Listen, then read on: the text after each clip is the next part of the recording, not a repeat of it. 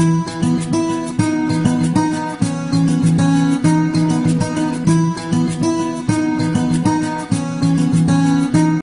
warahmatullahi wabarakatuh.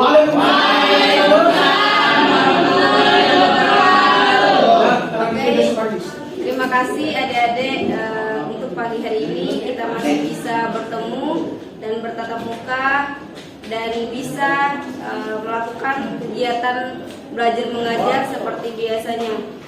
Hari ini kita akan membahas tentang bagaimana perbedaan kesetaraan dan harmonisasi sosial.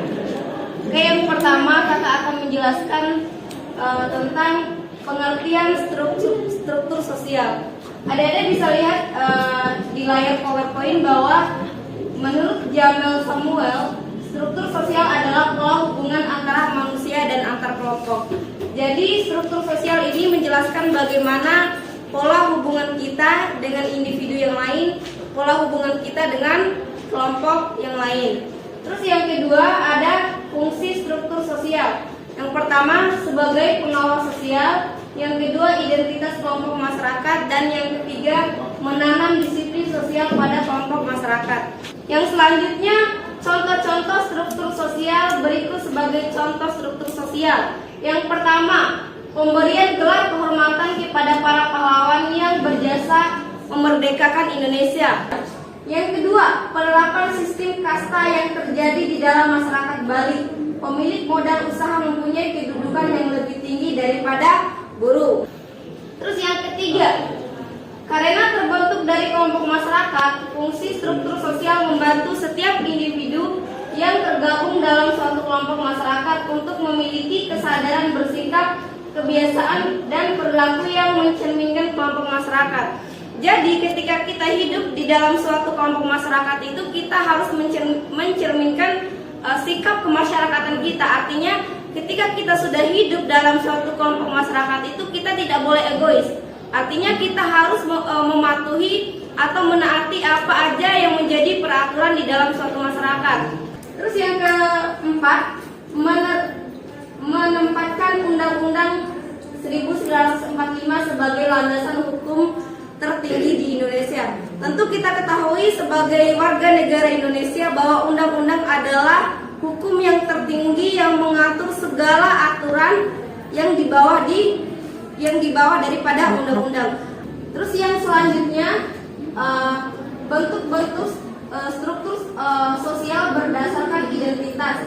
Yang pertama ada struktur sosial homogen, di mana struktur sosial homogen adalah struktur sosial yang anggota kelompok sosialnya memiliki latar belakang yang sama, misalnya kesamaan agama, ras, suku, dan bangsa, memiliki kehidupan yang berkecukupan. Sedangkan yang miskin itu kembali lagi ke materi yang kemarin, orang yang dikatakan miskin itu apabila mereka tidak mampu memenuhi secara kebutuhan, misalnya biologis, makanan, pakaian, tidak memiliki rumah, dan lain sebagainya.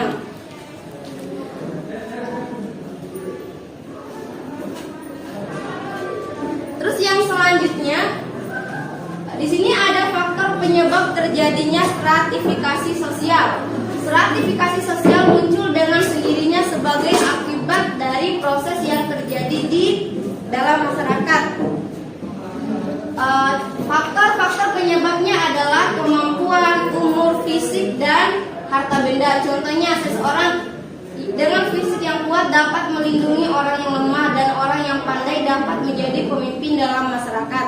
Jadi misalnya ada teman kita yang mungkin yang berantem atau yang lagi tawuran, yang lagi berantem, tapi ada orang yang memiliki mungkin badan yang kekar, otot yang besar, dan lain sebagainya. Mungkin dia yang memiliki badan yang besar, otot yang kekar itu bisa membantu temannya yang lemah. Terus yang kedua, orang yang pandai dapat menjadi pemimpin dalam masyarakat. Orang yang pandai itu bisa dikatakan misalnya orang yang pintar atau orang yang cerdas. Dengan kepintaran ataupun kecerdasannya itu dia dapat mungkin bisa menjadi presiden, mungkin bisa menjadi kepala desa, bupati, gubernur, untuk memimpin masyarakat yang ada di masyarakat. Terus yang ketiga, dasar-dasar stratifikasi sosial dalam masyarakat. Yang pertama,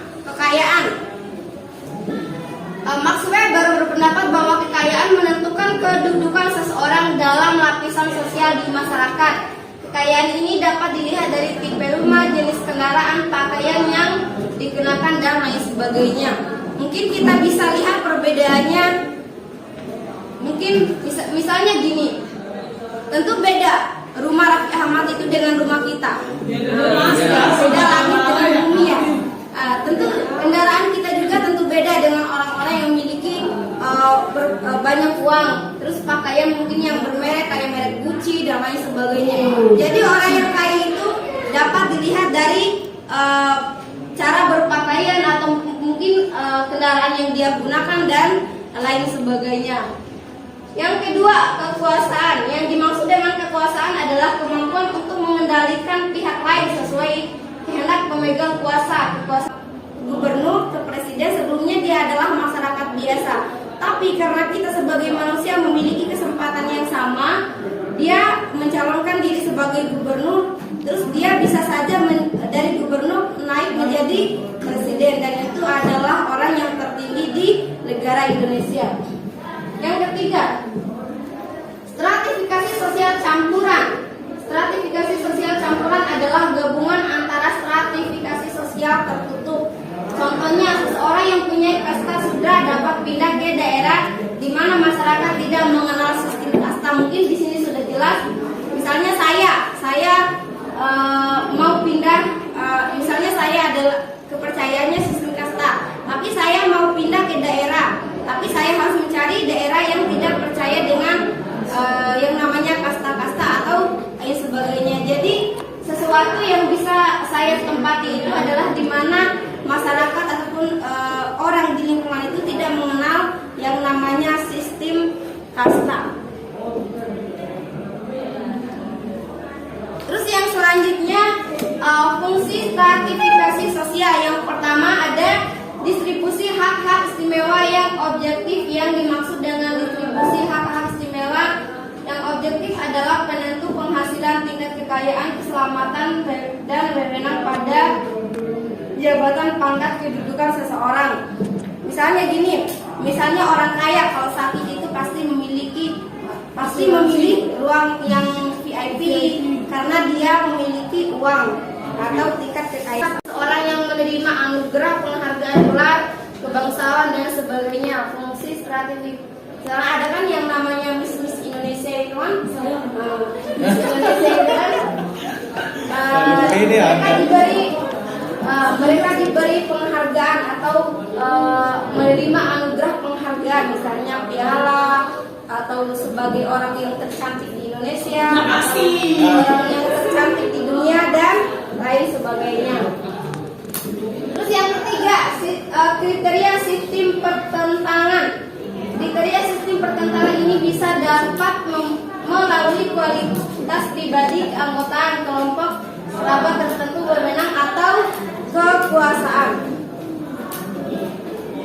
Terus yang ketiga, yang selanjutnya, kesetaraan. Pengertian kesetaraan. Kesetaraan adalah persamaan kedudukan, persamaan tingkat, tak ada yang lebih tinggi atau yang lebih rendah sederajat. Kesetaraan disebut juga dengan kesederajatan. Jadi arti dari kesetaraan itu adalah kesederajatan, kesamaan. Jadi misalnya di kelas ini, mungkin di luar daripada kelas ini mungkin disebut ada anak polisi, tentara, gubernur, bupati dan lain sebagainya. Tetapi ketika sudah masuk di lingkungan sekolah itu sama, yaitu siswa dan pelajar. Tidak ada yang berbeda. Terus yang selanjutnya, ada 5 kategori kesetaraan yang berbeda. Yang pertama, kesetaraan hukum, kesamaan di hadapan hukum. Jadi karena Indonesia ini adalah negara hukum, setiap yang bersalah atau setiap yang melakukan tindakan kesalahan pasti akan dikenakan hukuman. Dan kita semua itu harus dan kita semua memiliki kesetaraan terhadap hukum. Misalnya gini, misalnya si A sama si B melakukan pembunuhan terhadap si C, si A sama si B juga harus mendapatkan hukuman yang setimpal atas perbuatannya, misalnya sama-sama 5 tahun penjara dan lain sebagainya. Tidak, misalnya si A masuk 3 tahun, masa si B 2 tahun, itu kan tidak setara. Yang dinamakan setara itu apabila mendapatkan hukuman yang sama karena kesalahan yang dia perbuat. Terus yang kedua, kesetaraan politik, kesetaraan dalam bidang pembangunan. Jadi karena materi kita sudah berakhir, kakak ucapkan terima kasih banyak kepada adik-adik atas kerjasamanya. Semoga apa yang disampaikan oleh kakak pada siang hari ini dapat berguna, dapat bermanfaat untuk adik-adik. Sekian materi kita hari ini. Billahi fi sabilil haq, fastabiqul khairat. Wassalamualaikum warahmatullahi wabarakatuh. Waalaikumsalam warahmatullahi wabarakatuh.